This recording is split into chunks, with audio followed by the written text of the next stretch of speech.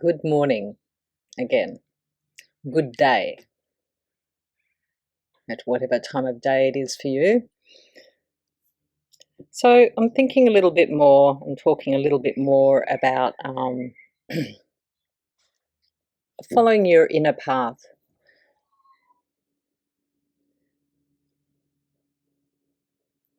You know, like outside of us, there are so many structures and groups and organizations which give you this structure of like, this is how you go about life.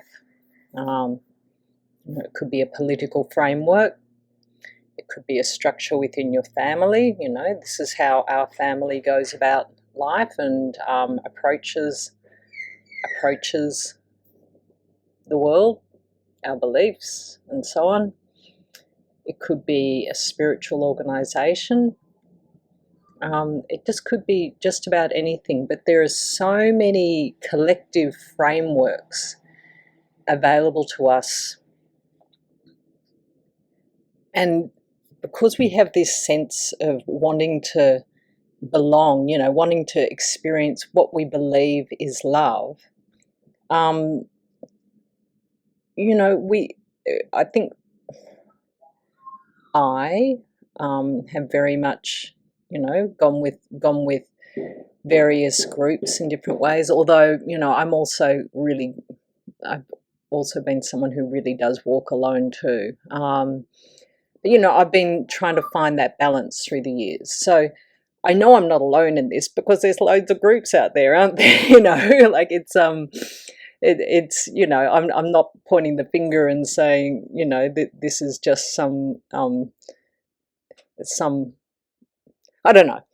I'm just saying that it's very normal and normalized in our society, and I believe it's because people go with these group environments because we want to feel a part of something. We want to experience that sense of being loved by other people, and if that means going with and it means following the crowd to various degrees. I'm not saying in your particular case or my particular case that I tend to be, I'm not really a sheep sort of person. I wouldn't say I've ever followed like the big huge sort of side of collective consciousness of humankind, but I follow plenty of sort of the little diversionary tacts as well.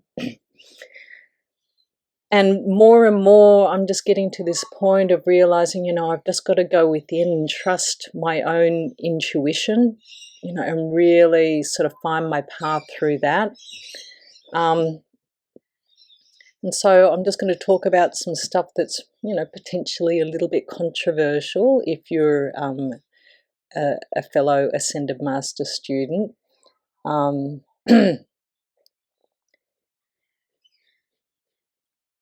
So I've noticed in some of the teachings that have come from the Ascended Masters that sometimes there's some fairly prescriptive things that are being said, and also other stuff that it seems that what they're saying seems to contradict, and it's very hard with the outer mind to make sense of this, but also it's very easy with the outer mind to take one particular message, one particular point of view, and elevate that into like some sort of a absolute, an ultimate. And so when you go into a group environment where there's a whole bunch of other Ascended Master students who follow the same teachings, and they can say, well, Jesus said this, and so therefore, it's true. And yeah, Jesus did say that, but also Master Moore said that, and that seems like a totally different point. And like, you could argue that if you want to, but then you see straight up what's happening. All of a sudden, you're in duality. You've got two people separated off and at poles apart. So how do we find the answer to this? We've got to go within. And so what I've been doing lately, when I can see with my outer mind that, this is not adding up, like, and I know maybe on on one hand, like, you know, I am feeling triggered by these seeming contradictions, but I'm also sort of just letting go of the outer directive, and I'm just tuning in within. So, you know, I'll just tune in with whichever ascended master it is I'm working with, and just say, you know, could you show me the answers that I need to see? Just show me what I need to see. And I'm trusting what comes to me within, you know, and it's not like these words of like, do this, Neptune, do that, Neptune. It's not that at all, you know. It's just life rolls along, and, you know, just all of a sudden I go, oh, right. And, you know, I just get a higher sense of, you know, my direction and where I want to go. And, you know, so like something I'm really wanting to sort of bring back to life right now is just, you know, to sort of let go of a lot of this analytical stuff, you know, like being so serious about teachings and about psychology, and to just, you know, be more playful and imaginative, and just enjoy, you know, enjoy the world around me. And you know, so I'm, you know, I'm going to be working with children, you know, and to help. It's sort of just to sort of reawaken, you know, my own childlike side. And I find, you know, I like to get out into nature, and that's my way of doing that.